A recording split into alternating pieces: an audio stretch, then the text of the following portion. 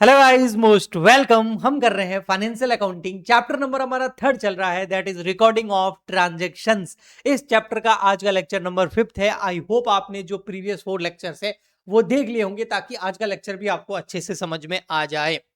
Recording of transactions के अंदर जितने भी बिजनेस के ट्रांजैक्शंस होते हैं उनको हम रिकॉर्ड करते हैं, यानी कि जर्नल एंट्रीज बनाते हैं।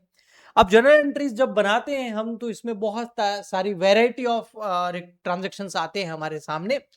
आज जो हम वैरायटी ले रहे हैं ट्रांजैक्शंस की वो है डिस्काउंट से रिलेटेड, यानी कि ऐसे ट्रांजैक्शंस जिनमें डिस्काउंट नाम की चीज होती है। हिंदी में इसको बट्टा बोलते हैं हिंदी मीडियम वाले स्टूडेंट्स के लिए। तो उसको किस तरीके से रिकॉर्ड किया जाता है, किस तरीके से उसका ट्रीटमेंट होता है, वो आज के लेक्चर के अंदर हम सीखेंगे। रिकॉर्डिंग सीखने से पहले हम सबसे पहले मोस्ट इंपॉर्टेंट जो चीज है वो समझेंगे।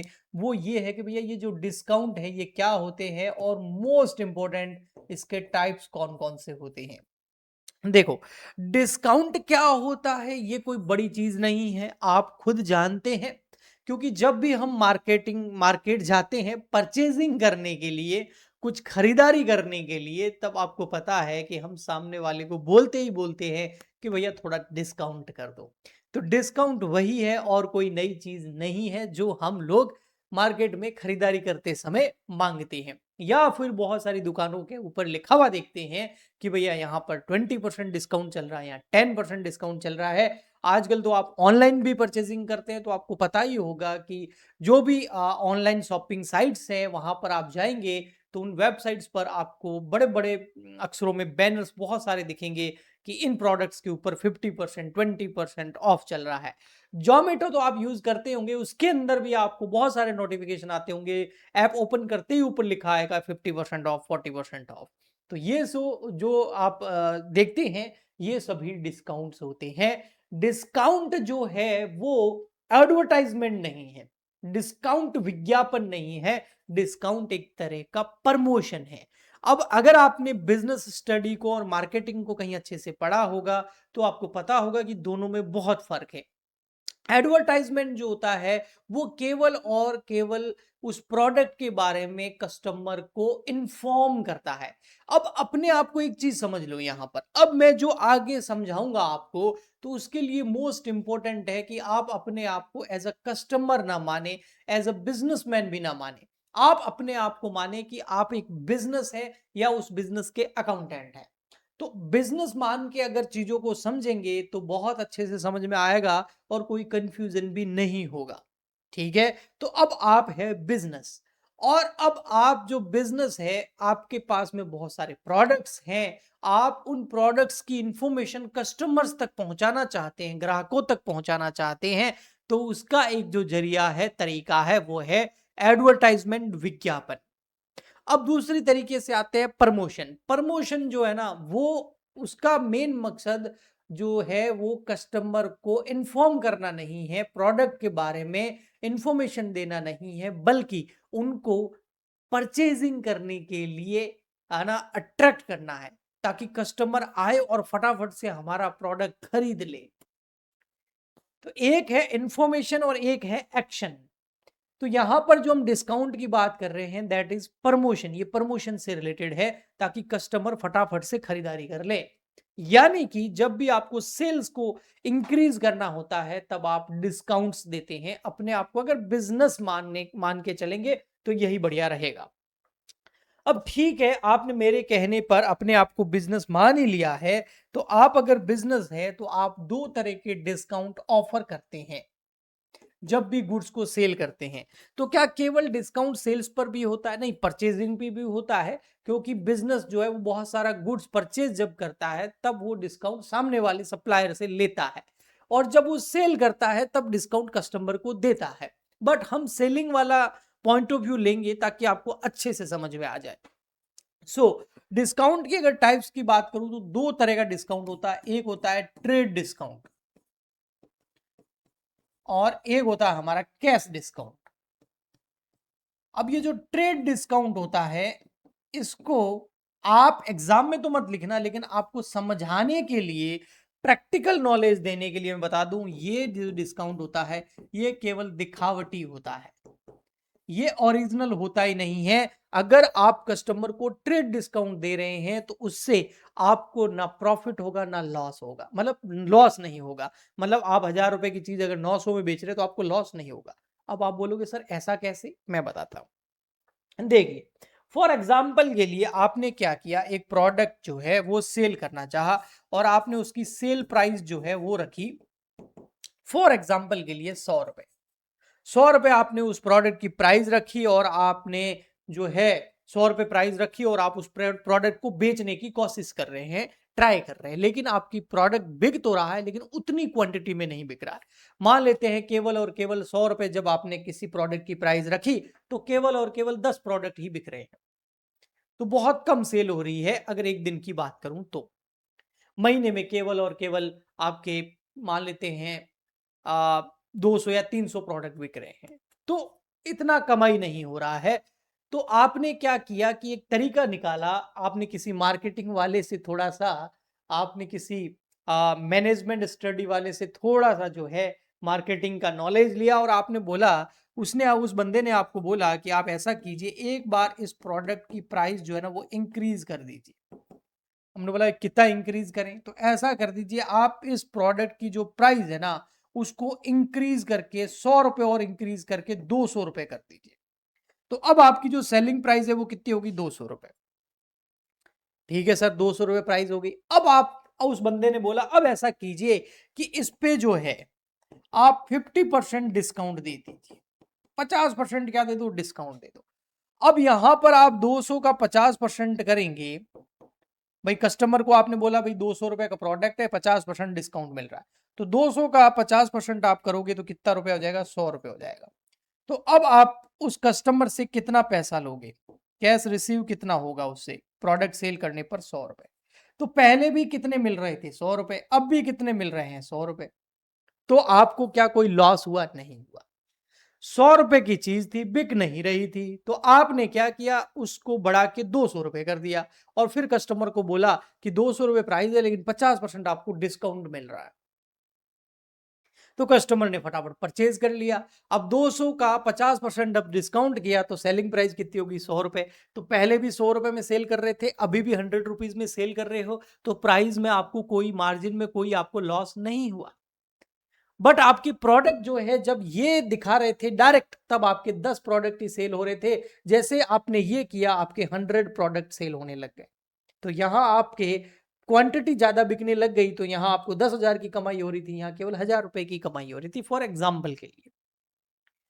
तो इसका मतलब ये जो ट्रेड डिस्काउंट होता है इसके जरिए जो है ना सेल्स को इंक्रीज किया जाता है, लेकिन रियल में आपको कोई ज्यादा लॉस वगैरह होता नहीं है। इस वजह से ये जो ट्रेड डिस्काउंट है ये लिए हमारे लिए लॉस है ही नहीं। तो हम इस ट्रेड डिस्काउंट को, लॉस नहीं है तो इस ट्रेड डिस्काउंट को एंट्री में डेबिट भी नहीं करते हैं। हम ओनली एंट्री डाल देते हैं और डिस्काउंट को डेबिट नहीं करते हैं। वैसे अगर लॉस होता 100 रुपए का हमें, तो हम इसे डेबिट करते हैं as per nominal rule. All expenses and losses are debit, all incomes and profits are credit. ठीक है, मैं एग्जांपल देता हूं सर, आपको समझ में आएगा। ठीक है, तो एग्जाम्पल आपके सामने है जी। यहां पर आपने जो है गुड सोल्ड किया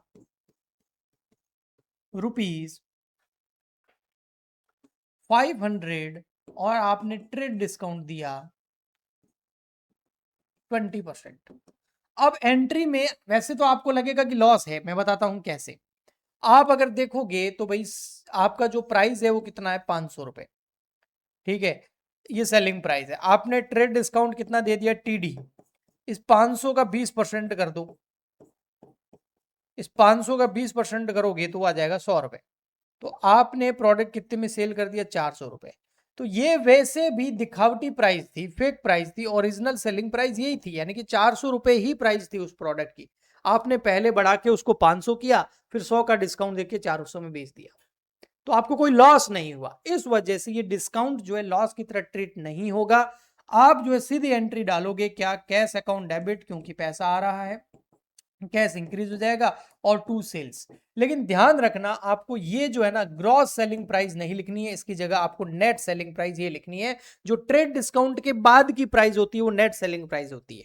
तो नेट सेलिंग प्राइस जो है आपको यहां लिखनी है, क्योंकि प्राइस वैसे भी 400 ही थी, आपने बढ़ा के उसको 500 किया, फिर 100 रुपए का डिस्काउंट दिखा करके वापस 400 किया, तो 400 की चीज थी 400 में बिक गई, तो ना प्रॉफिट हुआ ना लॉस हुआ। तो ये हो गई आपकी एंट्री। तो इसको अगर सिंपल वे में बोलूं तो ट्रेड डिस्काउंट जो है ओनली आपका लेस हो जाता है, एंड एंट्री में जो ट्रेड डिस्काउंट लेस होने के बाद का अमाउंट है उससे हम एंट्री कर देते हैं, और डिस्काउंट जो है कहीं भी डेबिट क्रेडिट नहीं होता है। ओके जी, ठीक। रीजन तो मैंने आपको बता ही दिया। ठीक है जी। अगर सर ये गुड्स हम परचेज कर रहे होते तो क्या होता, आइए बताता हूं। फॉर एग्जाम्पल के लिए अगर आप गुड्स परचेज कर रहे होते, goods purchased rupees, for example के लिए 200 रुपए का गुड्स परचेज किया, और ट्रेड डिस्काउंट जो है टीडी मतलब ट्रेड डिस्काउंट वो है मान लेते हैं 10%। अब एंट्री क्या करोगे, तो इस केस के अंदर सिंपल, सबसे पहले आप लिख दो ग्रॉस परचेज प्राइस कितनी है भैया, वो है हमारी 200 रुपए, उसमें से लेस कर दो टीडी यानी कि ट्रेड डिस्काउंट, वो कितना है 200 का 10% आप करोगे तो 20 रुपए। तो आपकी जो नेट परचेज प्राइस है वो कितनी हो गई, नेट परचेज प्राइस हो गई 180 रुपए। यानी कि इस बार आपको पता है कि सामने वाला प्रोडक्ट जो है ना वो 180 का ही है। ठीक है, सामने वाला जो सप्लायर है जिससे हम गुड्स खरीद रहे हैं उसने क्या किया, उसकी प्राइस बढ़ा के पहले 200 करी, फिर फालतू का हमें 10% डिस्काउंट यानी कि 20 रुपए कम करके 180 में दे दिया। तो 180 वाली चीज हमें 180 में मिली है, तो हमें कोई फायदा हुआ क्या, नहीं हुआ। बट वो सामने वाला ही दिखाने की कोशिश कर रहा है कि भैया आपके 200 की चीज हम 180 में दे रहे हैं, तो आपको 20 रुपए का फायदा हो रहा है, बाकी हमको पता है वो 180 था, उसने प्राइस बढ़ाया फिर वापस डिस्काउंट दिया।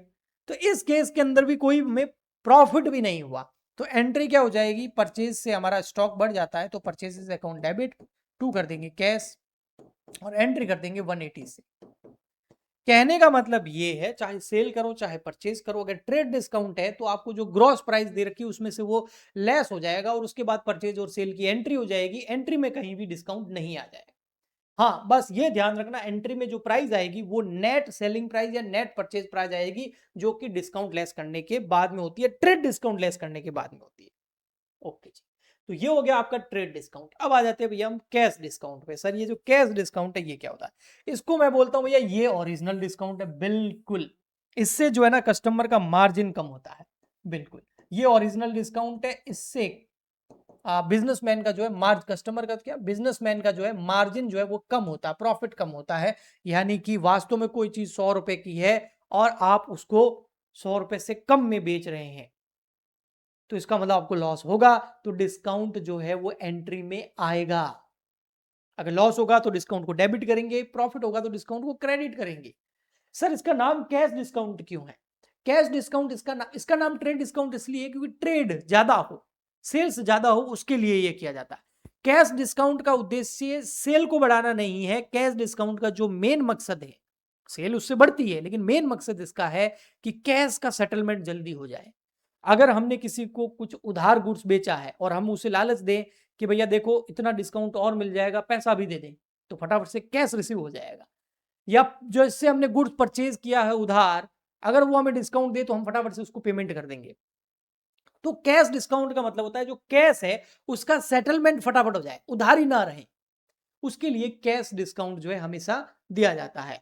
ट्रेड डिस्काउंट जो है वो अधिकतर उधारी के मामले में या ट्रेड को बढ़ाने के लिए दिया जाता है। आइए मैं आपको कैश डिस्काउंट के कुछ ट्रांजेक्शन करके बताता हूं। फॉर एग्जाम्पल के लिए ऐसा हुआ, कैश डिस्काउंट का एग्जाम्पल ले लेते हैं।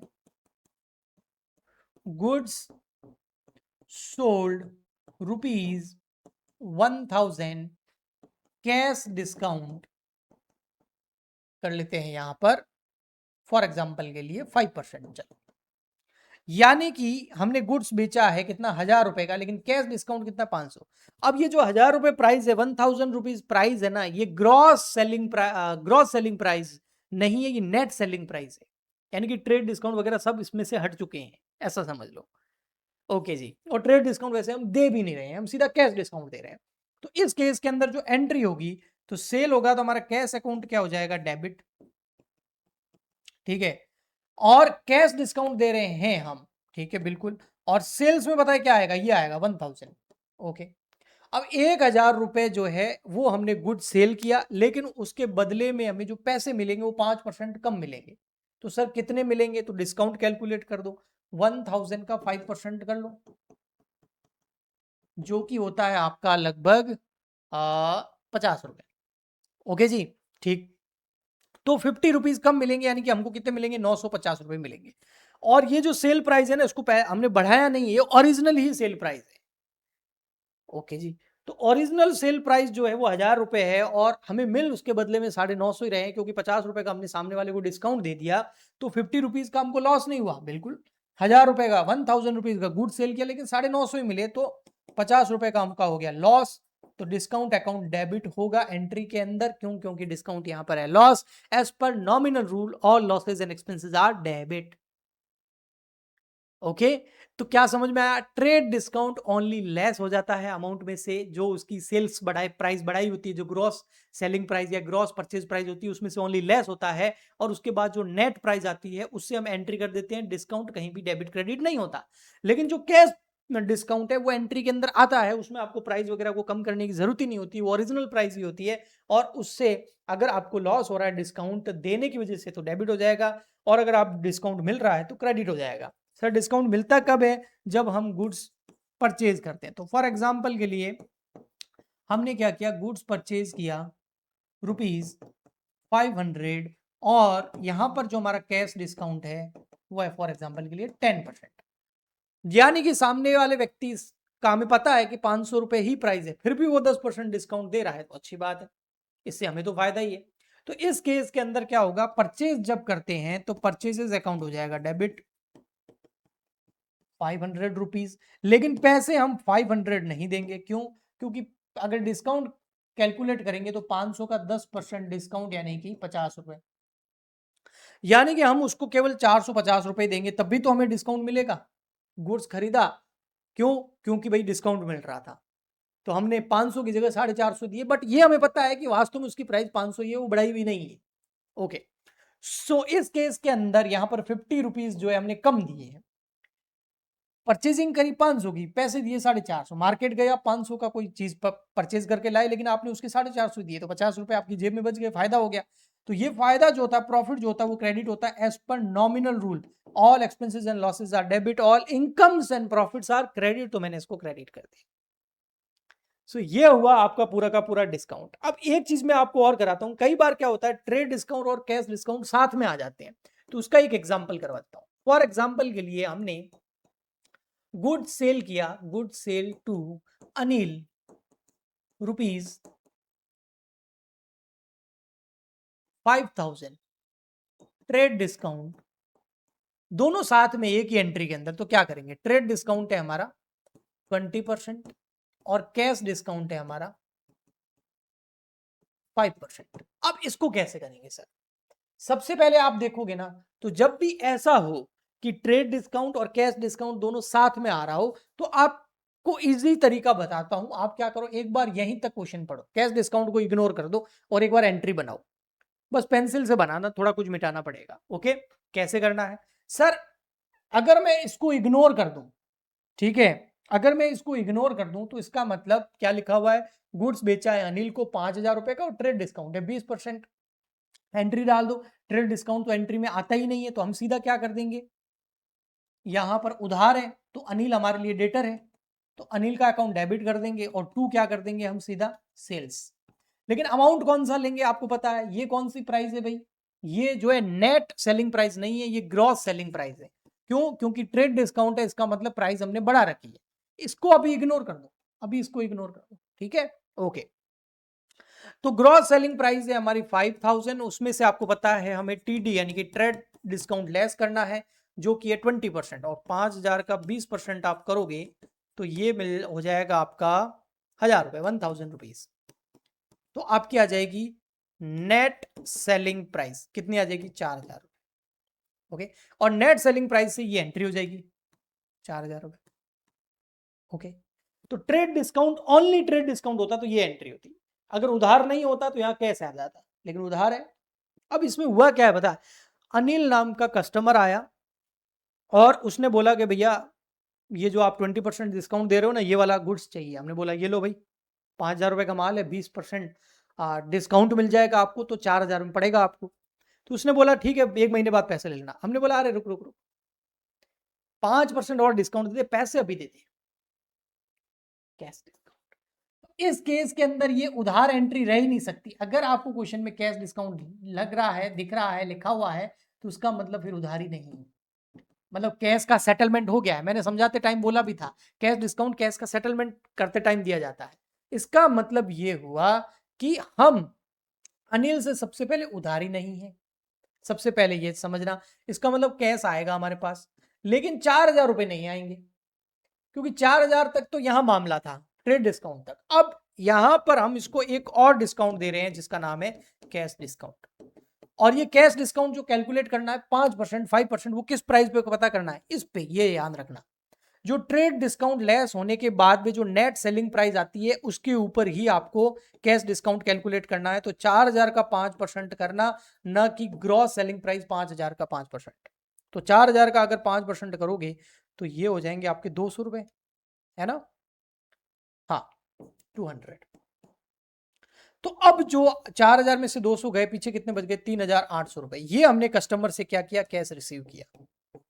कहानी मैं वापस बताता हूँ। हुआ ये, कस्टमर आया, उसने बोला ये 5,000 वाला गुड्स जो है ना, वो हमें दे दो जिसपे 20% डिस्काउंट चल रहा है। हमने बोला ठीक है भाई, ये लो 5,000 रुपए का गुड्स, 20% लेस होके 4,000 रुपए दे दो। तो उसने बोला नहीं भैया, अगले महीने ले लेना। तो हमको लगा यार ये तो उधारी हो रही है। हमने बोला अच्छा, अभी पैसे दे दे, 5% और ले ले डिस्काउंट। तो यहां तक जो डिस्काउंट था ना, वो तो केवल और केवल दिखावटी था, लेकिन ये वाला ओरिजिनल डिस्काउंट है। तो कस्टमर से हमें 4 नहीं मिले, और डिस्काउंट देने की वजह से 3,800 रुपए ही मिले। तो यहां पर कैश अकाउंट डेबिट हो जाएगा 3,800। पैसे आने थे 4,000, आए 3,800, यानी कि 200 रुपीज जो कम आए, वो हमारे लिए क्या है? लॉस। तो वो डिस्काउंट अकाउंट हो जाएगा डेबिट। तो दोनों साथ में आ जाए तो इस तरीके से करना है, अलग अलग आ जाए तो मैंने बता ही दिया है। तो आई होप आपको डिस्काउंट वाला जो टॉपिक है वो पूरा क्लियर हो गया होगा, इसके कॉन्सेप्ट्स क्लियर हुए होंगे, और अकाउंटिंग एंट्री कैसे डालते हैं वो भी क्लियर हो गया होगा। सो आई होप अच्छे से समझ में आ गया होगा। हम मिलते हैं नेक्स्ट लेक्चर में। आज के लिए इतना ही, तब तक के लिए goodbye and thank you.